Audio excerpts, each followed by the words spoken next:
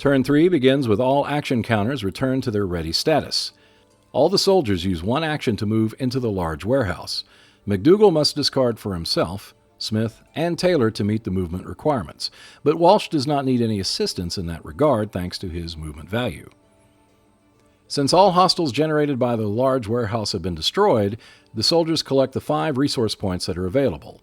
They choose the following items: 1 M3 submachine gun, 1 M1911 pistol, and 1 canteen. Ammo counters are placed for the SMG and pistol, plus McDougal gets 2 experience points thanks to the pistol. He uses his second action to draw back up to 5 cards, but no other actions are taken for the soldier's turn. The hostile turn sees a reinforcement draw, but the card drawn exceeds the range, so it is discarded. The turn ends and the mission timer is reduced to 4. On turn 4, the inactive counter on the bunker clearing objective is removed thanks to at least one soldier being in the location adjacent to the card. The reinforcement draw sees a rifleman card with an event notation and mortar team being drawn. The rifleman targets Walsh, while the mortar team, which is screened by the rifleman, targets McDougal. The event card turns out to be a minefield, but McDougal spends 2 experience points to evade it. Taylor uses his action to shoot at the rifleman and manages to suppress one of them. Walsh spends all 3 actions to attack the rifleman. He manages to inflict 2 suppressions, but a low attack roll means his final action is used to reload his rifle. McDougal uses his 2 actions to attack the rifleman.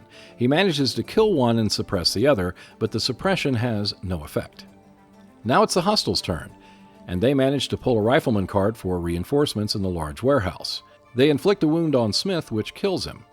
Taylor and McDougal are suppressed because of their panic. The mortar team manages to get a wound result on McDougal, but thanks to the self-sacrifice card, that is switched to Taylor. All the hostiles stay in their locations, so a suppression is removed from the rifleman and the mission timer is moved down to 3. Turn 5 begins with McDougal playing Walk It Off, which allows him to remove a suppression counter for free. He then discards the canteen to draw 3 action cards. Taylor uses an action to remove his suppression counter. McDougal now plays Flanking Attack, which lets him move into the bunker clearing objective for free, and then engage into a hand-to-hand attack on the rifleman with his K-bar knife. McDougal chooses the strong attack and succeeds in killing 1 rifleman. Now McDougal uses his first action to toss his final grenade at the remaining rifleman. He manages to kill him, which earns a single experience point. Walsh uses his first action to attack the other rifleman, killing 1 of them. His next 2 actions he uses to attack the mortar team, managing 2 suppression results. McDougal uses his second action to fire on the mortar team with his SMG. He kills 1 of them but needs to reload. The hostiles now draw for reinforcements but do not succeed. The riflemen attack McDougal and manage to score a wound. The mortar team cannot attack because they are too close to McDougal. The suppression counter on the mortar team is removed, and the mission timer is reduced to 2. Turn 6 begins with Taylor firing on the mortar team, and manages to kill 1 of them. Walsh uses 2 of his actions to attack the mortar team. He manages to kill the remainder and earn 4 experience points.